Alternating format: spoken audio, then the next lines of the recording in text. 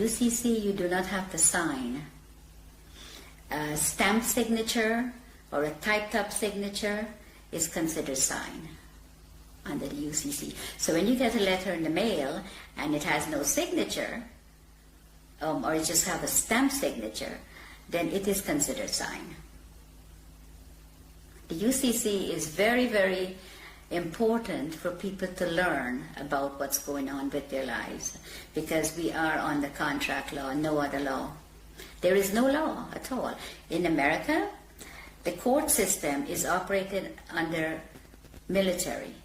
When you walk into a courtroom, I don't care which courtroom, if it's a higher court or a lower court, they're under the military. Now you're walking in there and you're not a military member, and you're not told that you've been tried under the military. If you mention the Constitution, the judge says it does not apply in my courtroom. But you don't know what he's saying, because you don't know what they're doing to you when you're there. And all of that language is designed to confuse the hell out of you. Yes, it's designed under the UCC, and they know.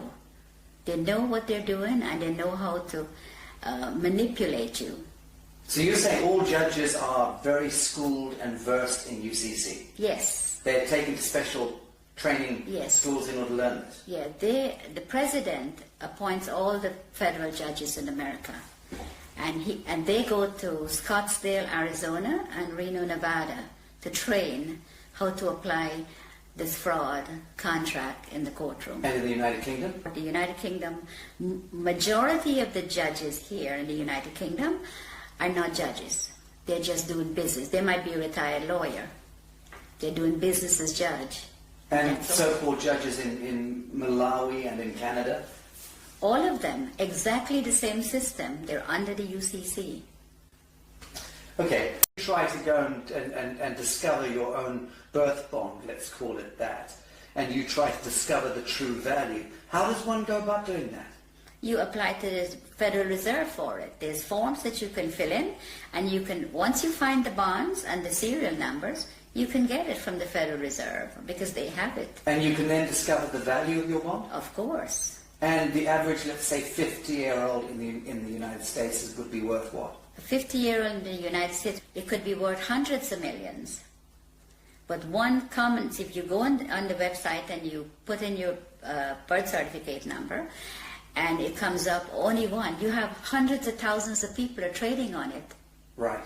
That's only one that you know of. I think what I'm getting at is, what do you think it would be the median value of the average 50-year-old by the time they turn 50 in the United States? What is being traded?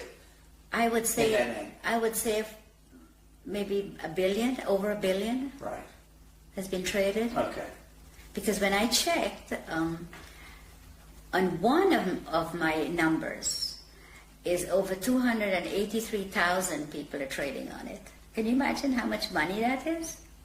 So when we hear that the US has a debt of $23 trillion or whatever it is, that fictitious money was all pumped out of the air, but effectively it was discharged against the value of Yes. the people. Yes. Right, so that's where the fiction emerges. Yes. And it becomes this huge imbalance that no one quite understands. How on earth do we get that much money? They just made it up as they go along and tell us what they want to tell us. Yes, but they'll validate the making up of that money by, Yes. on paper, discharging it against the value of Yes. the citizenry. And the citizens' gold, our sovereign gold. We have gold.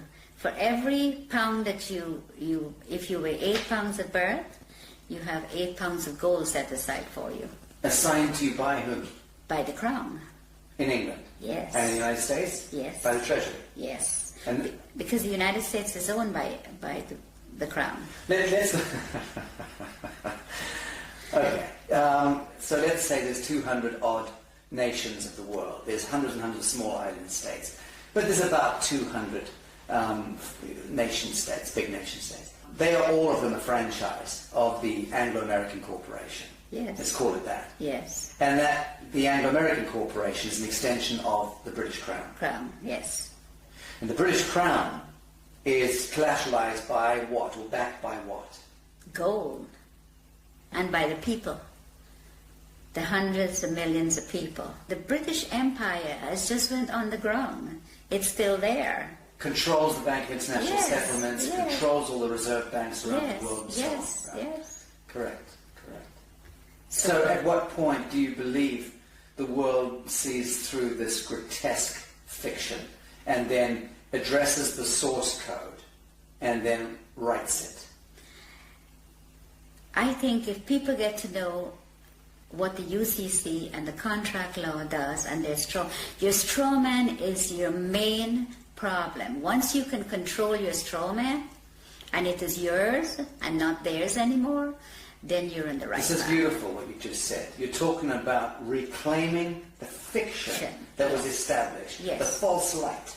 Yes. Reclaiming the false light that was established in your name, Yes. given your identity, so to speak, at birth, Yes. without your Knowledge, knowledge. yes. You're talking about us needing to reclaim that false light and step into ourselves, our true selves, Yeah. as a people of the world, Yes. in order to reclaim reality from the fiction. Yes. That's powerful. Yes, it is. And that's what I think everyone needs to do. All the sovereign people that's in poverty and whatever they put us in, that's what we need to do. We need to reclaim that, what they are making money on. That is ours. Then you wouldn't have wars. You wouldn't have people fighting for money. You wouldn't have poor people. Everybody will be okay. Everybody. But they do not want you to. If you do that, that will break down their system, and they do not want that. So once you know, you need to get into it, and you need to start reclaiming your straw man. It is yours.